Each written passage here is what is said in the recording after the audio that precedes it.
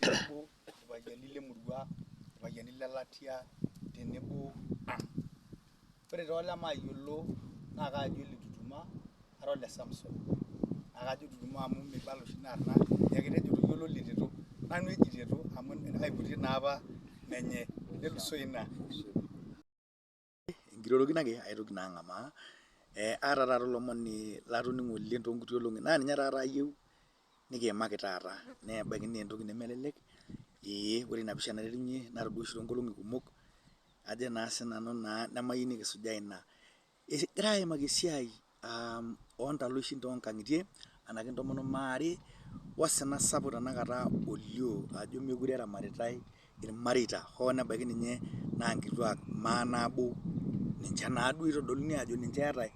Ore oltonei otiiki nanu atisipua neme nejia duo etiu waade. Toningo siyie eneji na Wakikuyu tuwe honest to ourselves. Tuwe honest to ourselves. When we had our polygamous fathers and our forefathers, what wrong did they do? What crime did they commit? And why did we term it as a crime now? If there was no crime they committed, and we were born out of those families, and we excelled, why not go there? If that is where we are going to get the solution. We are so pretentious today, and our pretentious lifestyle is what is costing us these problems we have today. So if polygamous is what is going to sort us out, let's go there. Ajo naa sinanu pee ilo aitoriu. Kesipa sa toi duo kweli ajo meemitae inkituak anake kesipa sa toi duo ajo aikumok inkituak nemeema arashu kesipa sa toi duo ajo egira ajing'u tanakata oloing'ang'e aaku megirai aramat irmareita anaa ng'ole tenkai nanare peetiu taatoi aaku olosho eitubuluni.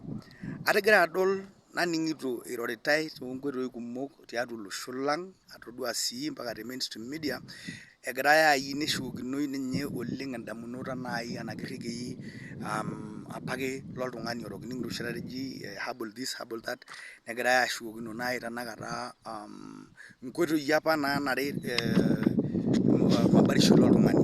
Atodua conference Polygamy.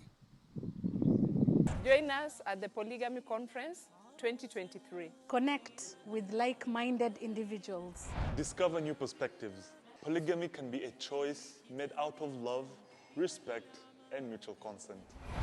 Negira aikunari nejia nadol olikae omoni tengroup nabo olang'eni lolosho tenebo erikore naigrab ajo naa sinanu naa nena conversation toning'o sii toi iyie JM Olepashe nejo. The example given by Ol'Aimerri above is more than enough, but let me add by saying, the Somali community are still practicing polygamy in large scale, with long-term vision and mission to rule the world one day.